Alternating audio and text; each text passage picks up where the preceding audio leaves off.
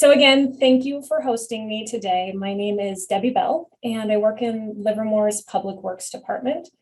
And I'm here to give you an overview about the city's asset management program. And Dawn, as she mentioned, with her polo shirt on, is a member of our advisory committee. We have 9 advisory committee members that are helping us guide the asset management program.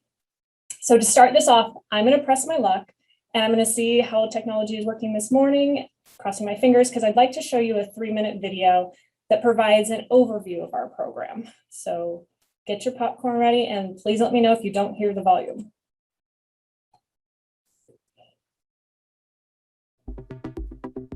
Okay.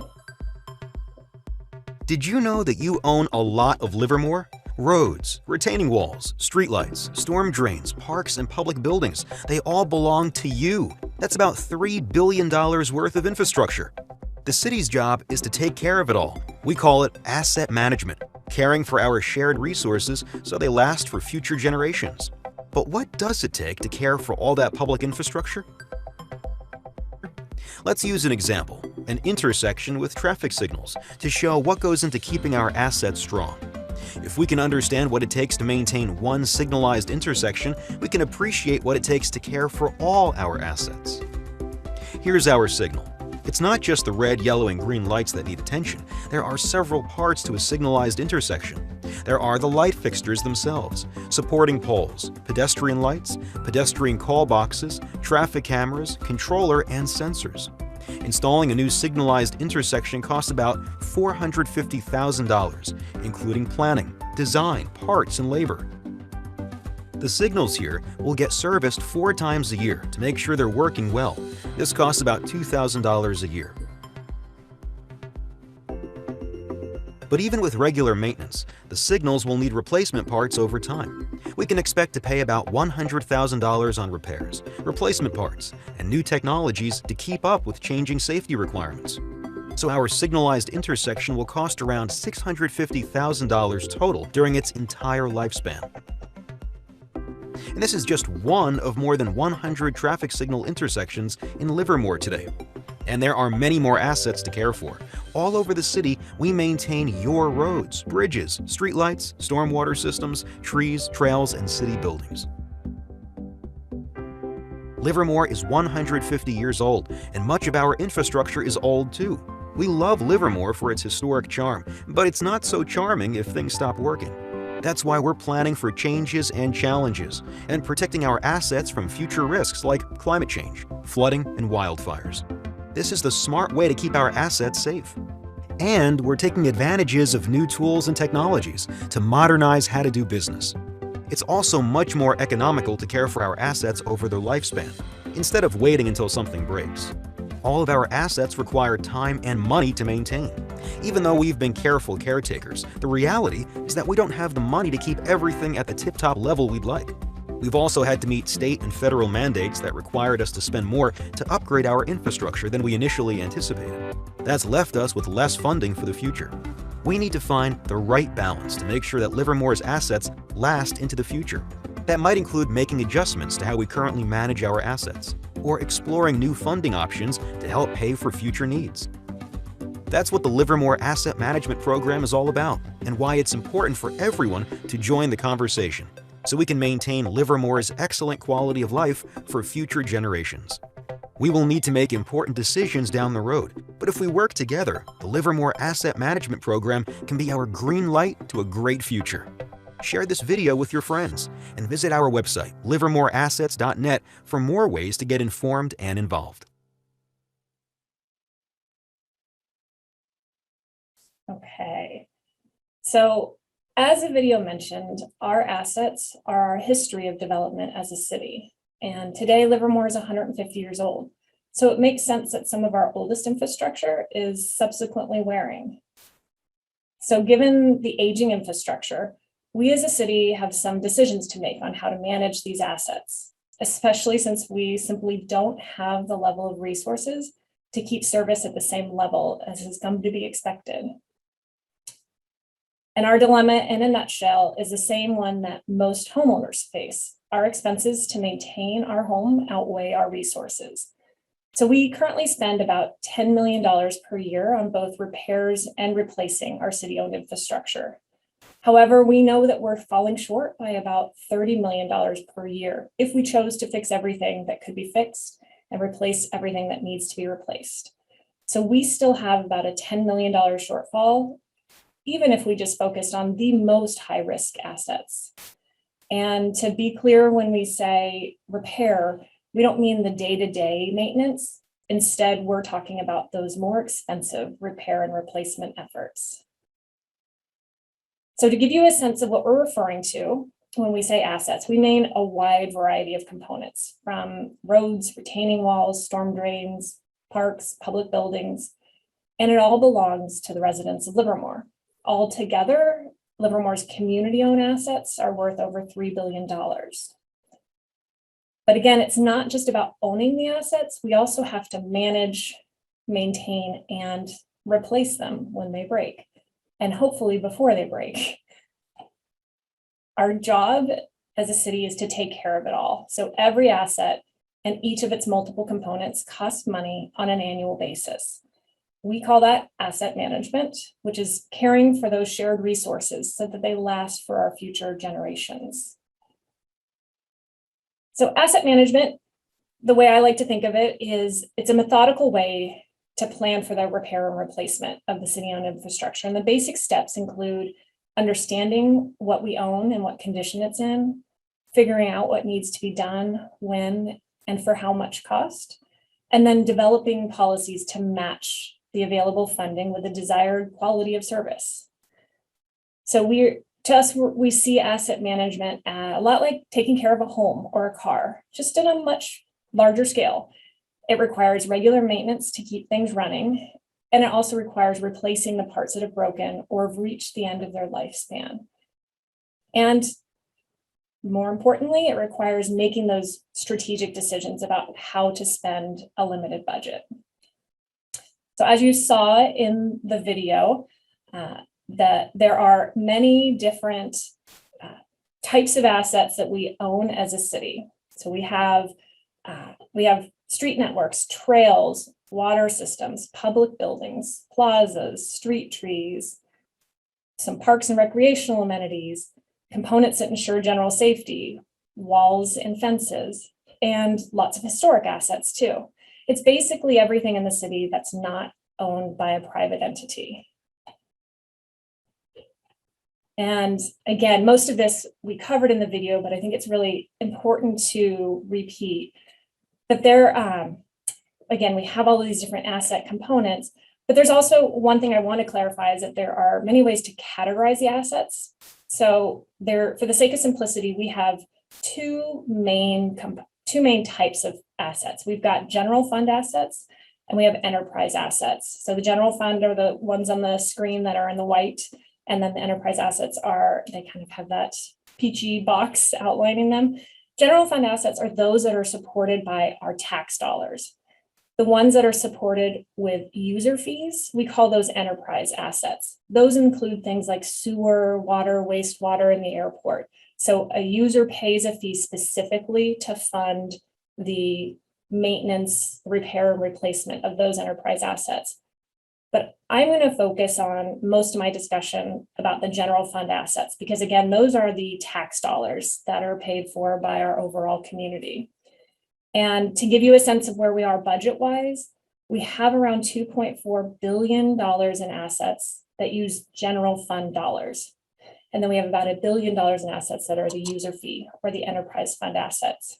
And I just wanted to go over that for a minute in case you wonder why the heck I'm not talking about things like the airport and the wastewater treatment plant. It's because those have specific funding that is paid for by the users.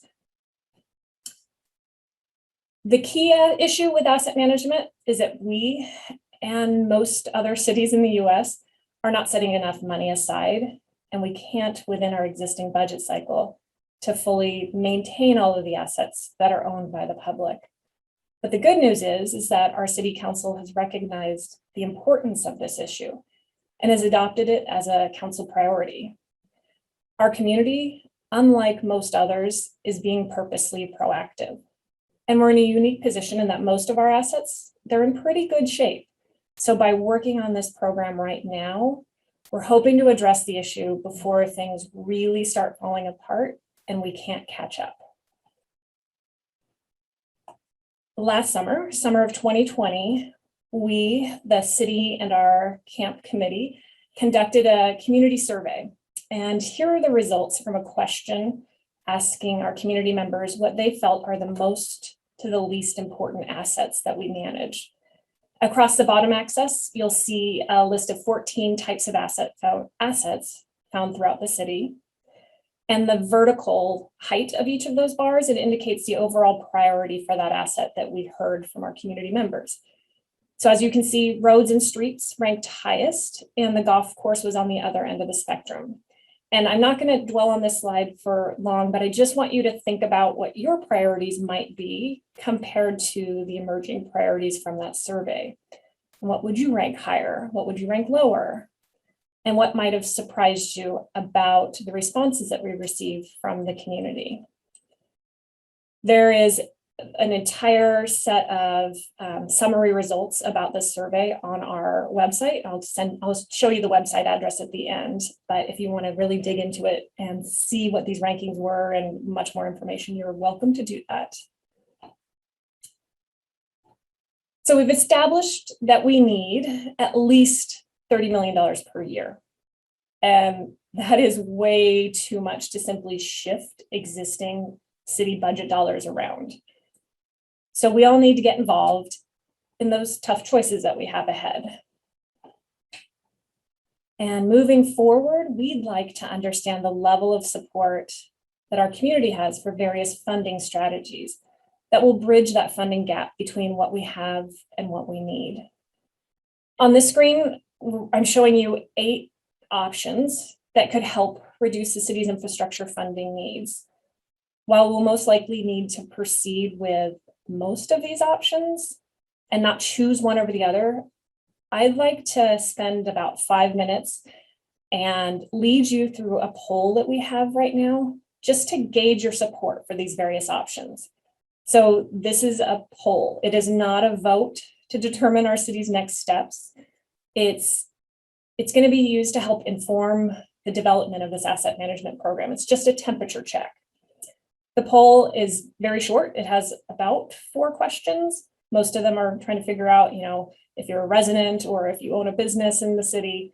And then really the big question focuses on these 8 options and solutions, asking you to rank them from what you think is the item that the city should most aggressively pursue, down to what you think the city should maybe not pursue. So if you are willing to please join me, I'm going to walk you through this. And you have 2 options. So if you are on your computer, you could open up a web browser, and I'll give you, there's actually the link to the poll is in the bottom middle of this slideshow. If you have a phone nearby, it is just as easy to turn on your camera and hover over the QR code that's on the right-hand bottom corner. And that QR code will pop up the poll for you very quickly and easily. I'm also going to add to the chat the actual address here. So you can just copy and paste it if you want to do that on your web browser. All right, so I just copied and pasted into the chat feature the website address that will lead you to the poll. So I'm going to give you a moment. Again, if you're using your phone, you can hover over the QR code. If you're using a computer browser, just type the website address. No matter what method you choose, you're going to go to the same poll and you'll have a chance to rank these strategies.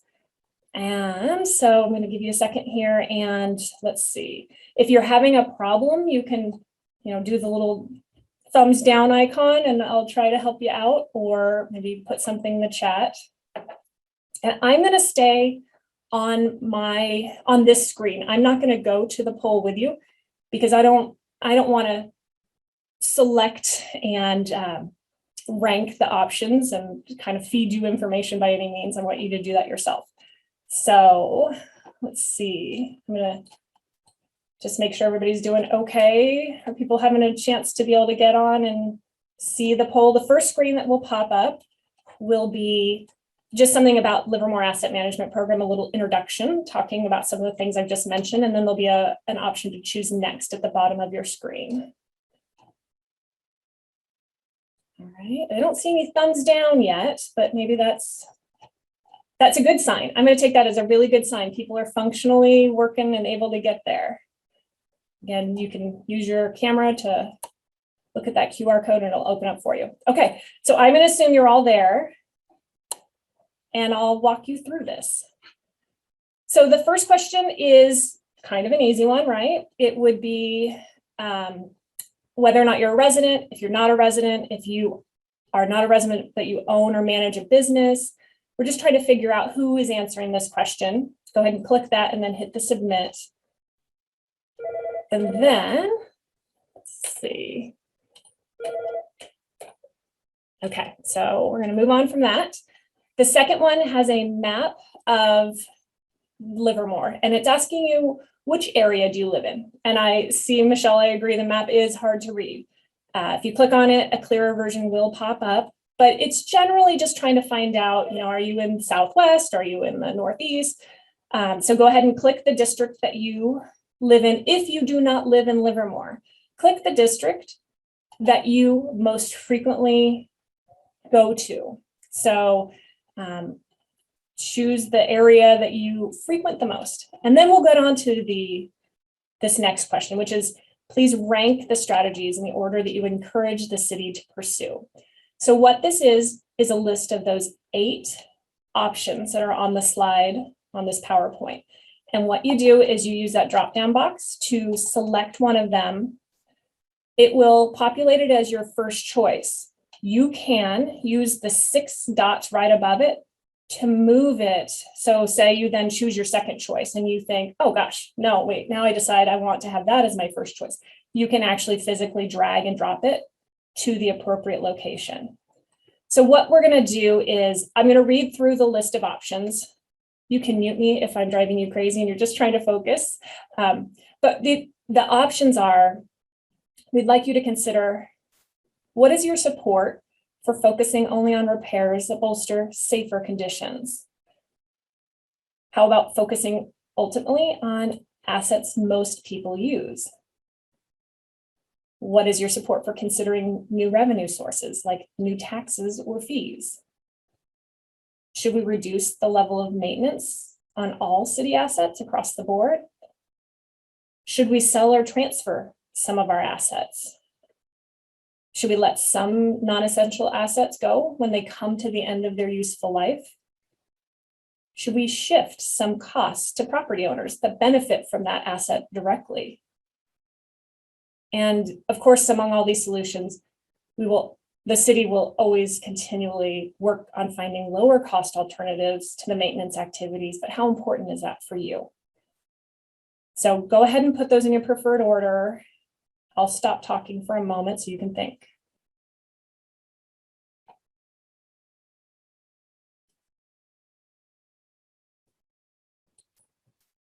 Oops.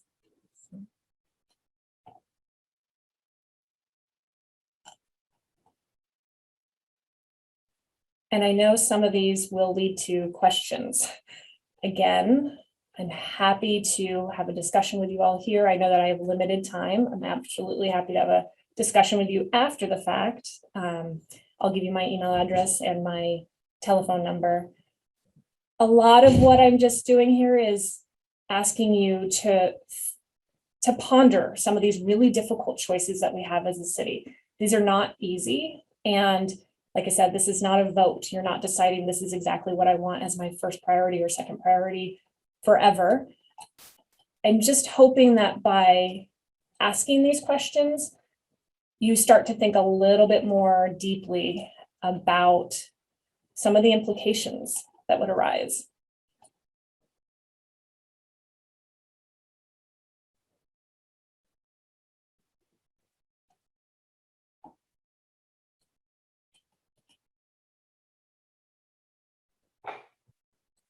Debbie, this is Dawn. Yes. I just finished taking the poll. It was really cool. Picked up the QR code with using my phone right off of the screen here. I liked the step where you rank these, that it actually, as you rank them, it eliminates them from your list, so you don't have to continuously, what did I put in that first choice, second choice? Yes. It's a nice feature. So I finished the poll. Okay, thank you. Say, Dawn, I was having some difficulty on my phone with the drop and drag. Not sure if I'm doing anything wrong here. I didn't do a drop and drag. It would scroll. It gives you a Right. But I wanted to change the answers. So I tried to move number 4 up to number 2, and it's not letting me release it. It stays number 4. Maybe I'll just start the whole thing again. Or it should let you release it and move it. Anybody else with a phone able to do the drop and drag? I have succeeded in the past in doing it, but you know what? Like I said, technology is always a tricky thing. I think you have to click done for each number, and then it'll move you on to the next ranking. I don't want to hit submit because right. Don't hit submit. Right. Again, it's not the end of the world if you do, but I'll just take it. That's all right. I'll play with it later. There you go. And that is always an option. So again, in the interest of time, I appreciate your time working on these. You can definitely always do this later. The next question is just a sliding scale question and asks you to indicate your preference for how the city should approach managing assets given this limited funding for maintenance. So are you more inclined for the city to reduce maintenance efforts? Or on the other side of the spectrum, raise revenue through taxes and fees? Or are you somewhere in the middle? So you can choose somewhere on that sliding scale of 1 to 5. And then the final question just allows you an opportunity to write in any other ideas or strategies that you would suggest that we study further. So with that in mind, I'm going to provide the last slide in the PowerPoint today, which is just, again, I want to thank you for allowing me time to discuss this key issue for our city's future. I really appreciated your attention and your participation. I love watching you all take the survey. And if you'd like to reach out to me, please feel free to call or email or check out our website. And then again, that QR code that's on the screen right now is the QR code directly to this survey. And with that, I will turn it back to Dawn. Say, Dawn, just one quick point here. One of my favorite things in the asset management program, you mentioned the curb cuts were 6.34 as far as importance, but there are over 8,000 wheelchair ramp curb cuts in the city. And we did all of those. And then the state came back and said, well, we want them to be done a slightly different way. So we had to redo those. The curb cuts in the city of Livermore are valued at $43 million. It's astonishing number, but $43 million just for the curb cuts. And then we got all the other assets that Debbie pointed out today. But that's the magnitude of what we're talking about here. So great presentation, Debbie. Thank you so much. Great work. Thank you. Right. Any other questions? Oh, so Debbie, I think probably just kind of maybe monitor the chat. There's some questions coming in, and I would say kudos to you, boy. You're sometimes doing these things and these surveys and these QR codes live. I'm impressed. Good for you. Because you never know what's going to happen. So and everybody, please participate. Okay, so with that. Yep, Debbie, if you can just respond to the chat, and then we're going to move on to Dan Levitt, Manager of Regional Initiatives, San Joaquin Regional Rail Authority, Altamont Corridor Express, San Joaquin Joint Powers Authority, and California Regional Rail Plan. That's a lot. There you go. Okay, you're up. Thank you so much. Appreciate this opportunity to give you an update. And first, really just want to thank the Livermore Valley Chamber for all the support you've done over the years for the ACE Rail service and also for our Valley Rail program. I'm going to share my screen if that's okay.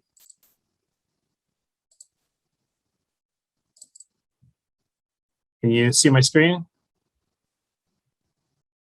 Yes.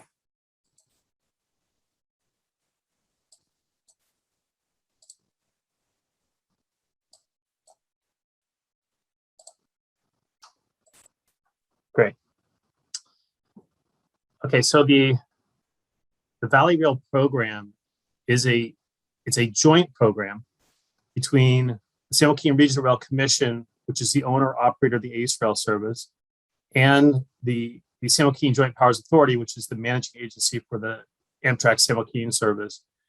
For both services, we do share a common staff. So we have, so I represent both agencies and both services.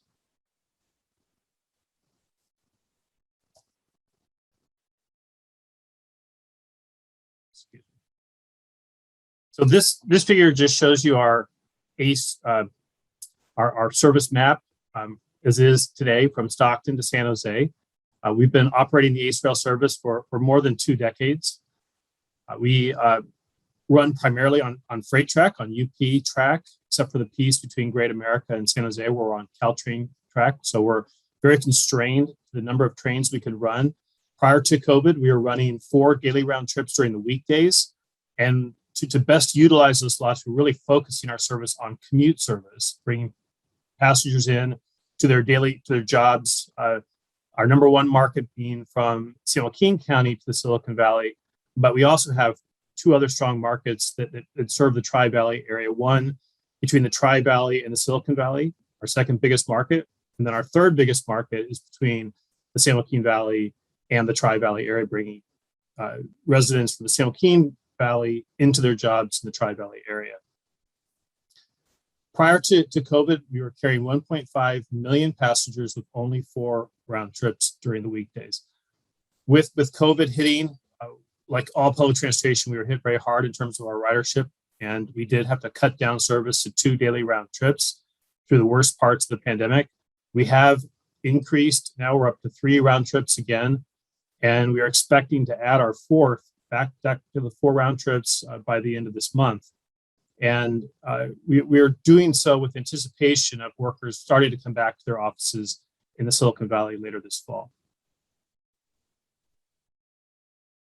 This slide just shows you our shuttle services at our Great America station. Our number 1 station destination by far is Great America, where we have a fleet of shuttles that are run by VTA that take ACE passengers to their businesses throughout the Silicon Valley. In addition, there's light rail connections, and a number of our passengers bike to their offices as well.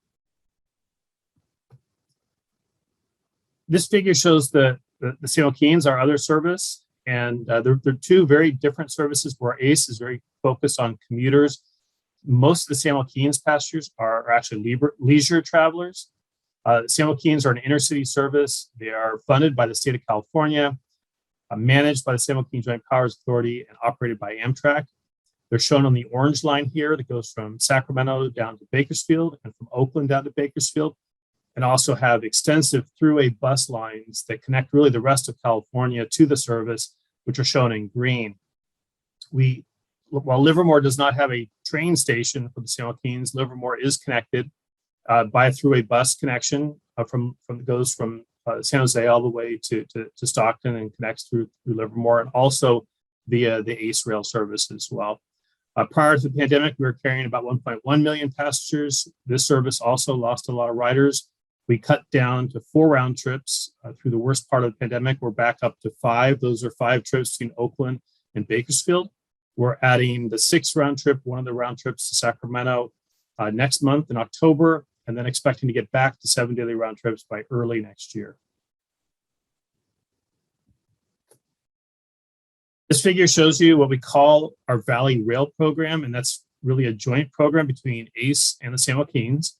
And the Valley Rail program is to extend ACE up to Sacramento, to extend ACE down to Stanislaus County and ultimately down to Merced, and to expand the number of trains that San Joaquin serve to Sacramento as well on a shared infrastructure with ACE between Stockton and Sacramento.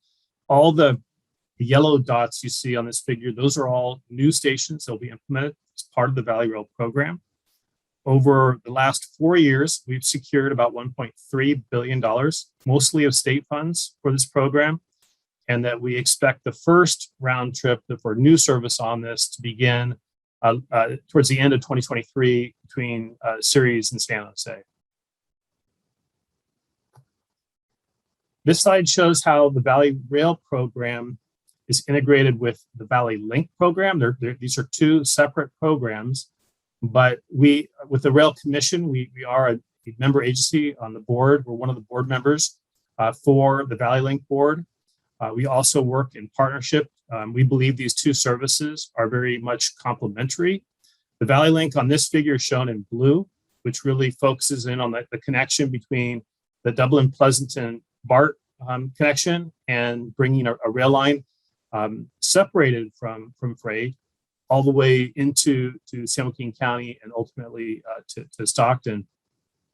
These two services have very we believe, complementary and different key markets where the Valley Link program connects with BART and really provides really good connection to Oakland and San Francisco. Whereas if you see with the ACE, our market is really focused on the South Bay and connecting with the Silicon Valley.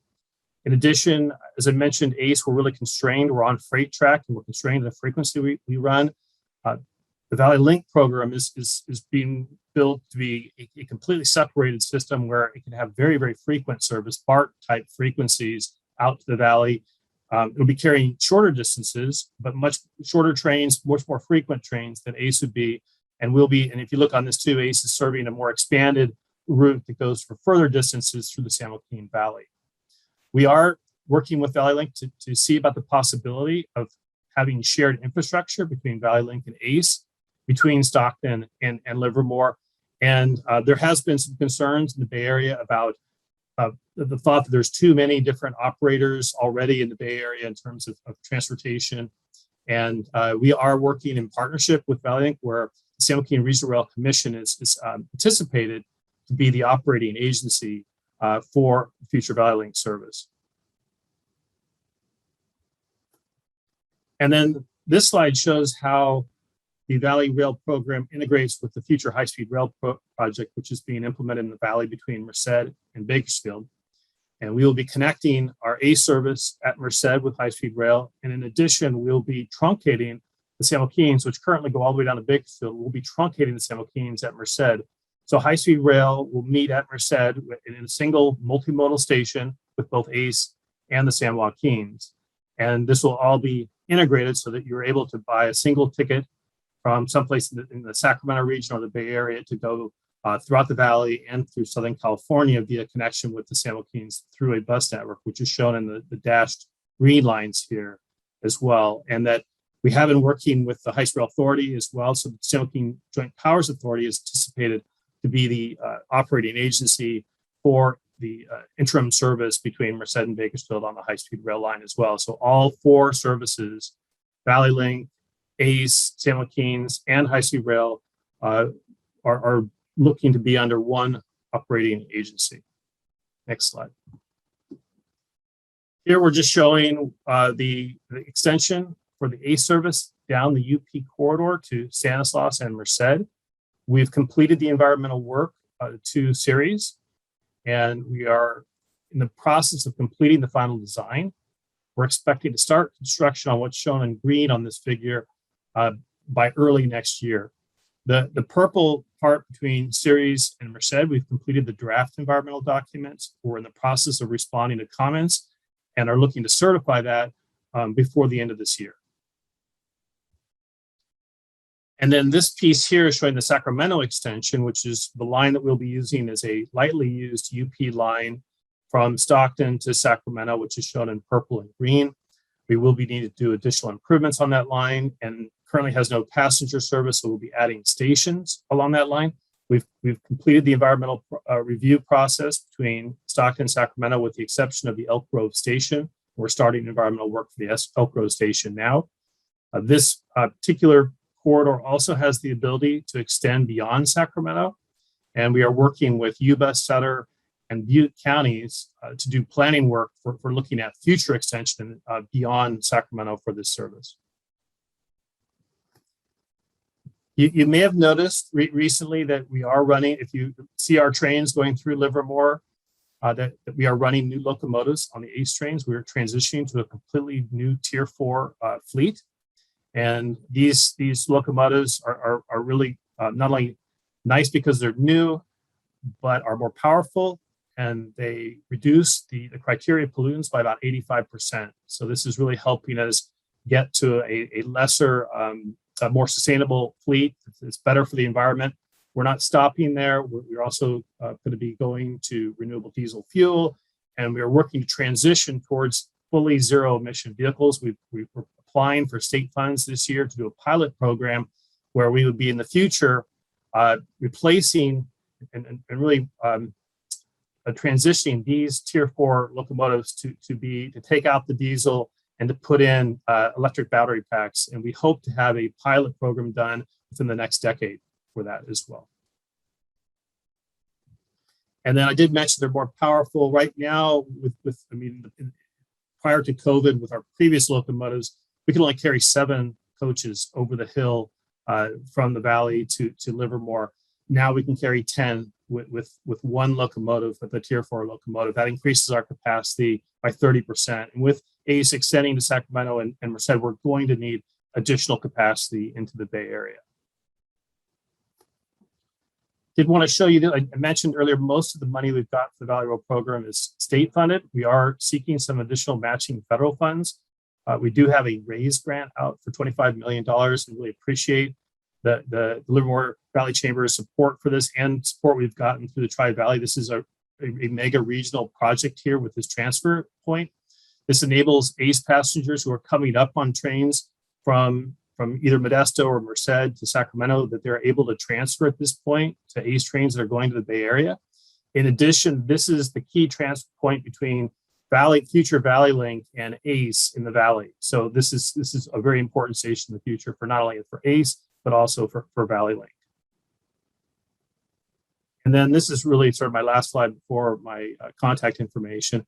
But I did want to just share that we do have a longer term vision for ACE that goes beyond being on the freight track. Someday we envision a future where the ACE service would be separated from freight and running zero emission vehicles, whether it's using battery power or electrified lines. But this is something that will take billions and billions of dollars, and is something that will take decades to implement. It needs to be implemented in phases. And a very logical first phase for this type of a network is the Valley Link project, and also is further incremental improvements of the ACE service that we have today. We do need, even today, looking forward for the next few years, we need additional capacity to get more passengers into the Bay Area. So we are working with UP and with the freight owner of our track, and also with MTC and ACTC and other partners to try to figure out what improvements are needed to get more ACE service into the Bay Area in the near term and in the midterm.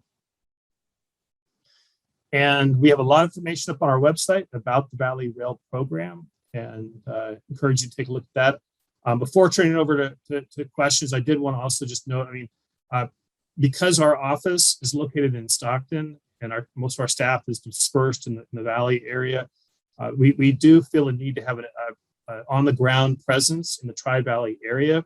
And so we have hired a contract with Guy Houston. And so you'll see Guy, and Guy can and does represent the ACE Rail Service, the San Joaquin Regional Rail Commission. He was on the call earlier, but he had to drop off at 9. So just wanted to note that. And so you'll see Guy around representing us. And then in addition, from our staff as well, Renee Gutierrez is on this call as well. And I don't know if Renee, if you've got your video on, you might want to say hello, Renee. And just, you guys will see Renee around too, being at various functions and things representing our service and part of our outreach team. And with that, I'd open up to any questions you may have. Renee, are you able to put your contact information in the chat? And yeah, right, Dan, I did see Guy, and I think he is gone. Yeah, so at least we can get in touch with Renee in the meantime. That would be great. I'm looking for hands. Do not see any. And of course this, right, the PowerPoint, Dawn says she has the PowerPoint, right? Okay. Yes, I have the PowerPoints, and the recording will also be posted on our website. And we also always have a link in our buzz to all of our past recordings. And And then if I could just make a point, I don't see any questions right now for Dan. So thank you to Debbie and to Dan very much for those very informative presentations. Again, one of our couple of our very highest policy priorities for the Livermore Valley Chamber of Commerce is transportation and infrastructure. And so we do support initiatives that are brought to us for, applications for grants and policy and legislation and et cetera. So that work continuously goes on here. Just so you all know, this is not new news for us, but I think it's also good to bring this information forward to the members occasionally so you know what the status is. Things are happening. There is stuff going on. And this organization continues to support everything having to do with both infrastructure and transportation, as well as our other policy priorities. So. Okay. Harold? I do have a question. I am a native Californian, a very long-time resident. As a kid growing up in Berkeley, I remember helicopter service going to San Francisco and coming back into the area as kids. We'd go and watch it. And I'm just wondering, a lot of what has been talked about so far as transportation is by rail, obviously roadways. Is there any thought of the future for some form of air travel, whatever that might look like? And could it possibly be some form of helicopter travel? It might be more expensive, but are you part of that conversation, or is that someone else? That would be someone else. I think that right now, that rather than helicopter, there is helicopter service, but as you said, it's relatively infrequent and it's expensive.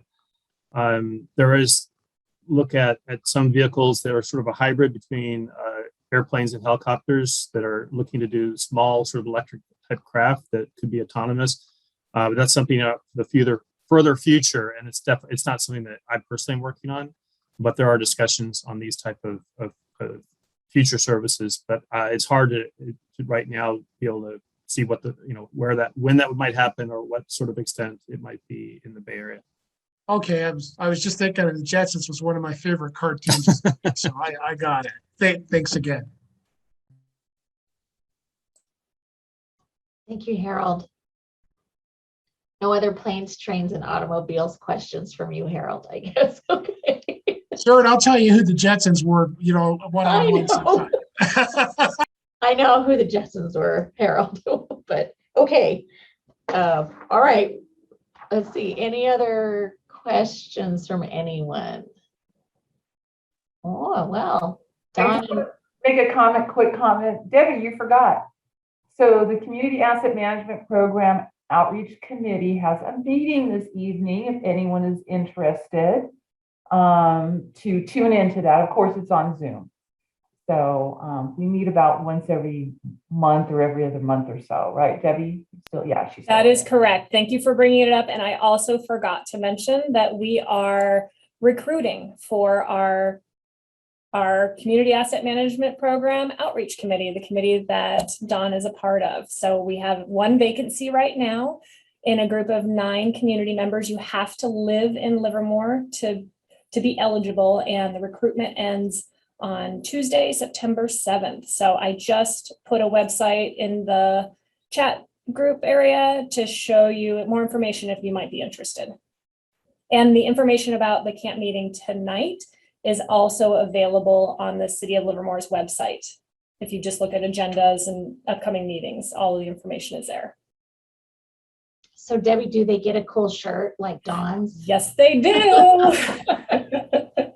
Absolutely. I figured the shirt, the meeting, the whole thing, but I just wanted to, whatever it takes, right?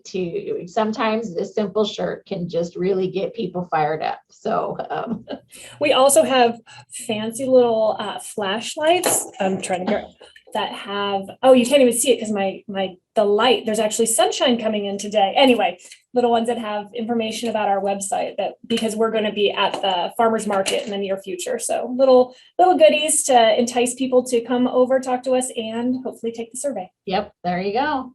Oh, okay, wait, we have another hand. Well, I think Harold, I don't think you have any more questions. I see his hand already. Yep, I see you, Mayor Warner. Go ahead.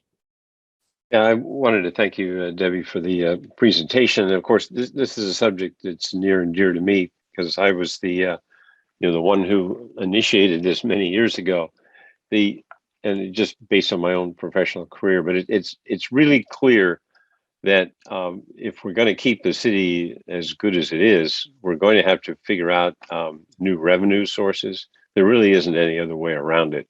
So the way I view it is we're in the preliminary stages of getting the community to understand the importance of maintaining the assets, and then we're going to have to figure out how to get enthusiasm for the revenue that we're going to need in order to handle this, because it really isn't viable to think about taking that kind of money from the other parts of the general fund to maintain it. Now, even though the city is fairly old, it was founded a long time ago, a lot of our assets were put in place in the last few decades.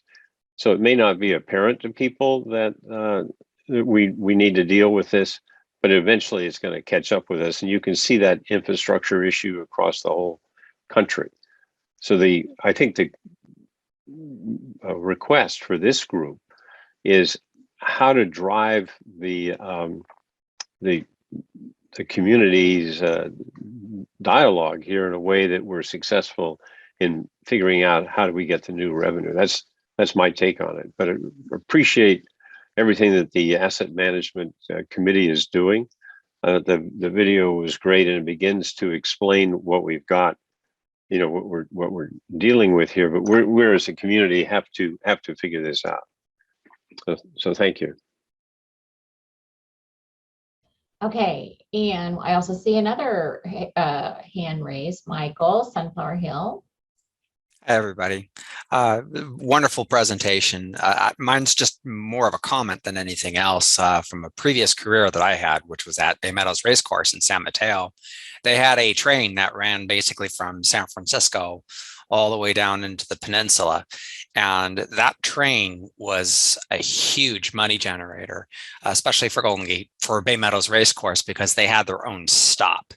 And all I could say is if for planning purposes, I hope that the train tracks are going to be anywhere near a business center or some type of place where a lot of people are going to go all at once, because it will be worth its weight in gold and pay for itself if that is the case. So I don't know if that's in the planning or not, or if it's possible, but I hope it is, because you're going to get more people using it that way, I would venture to guess. Thank you. Thank you, Michael. Okay, I don't see any other hands.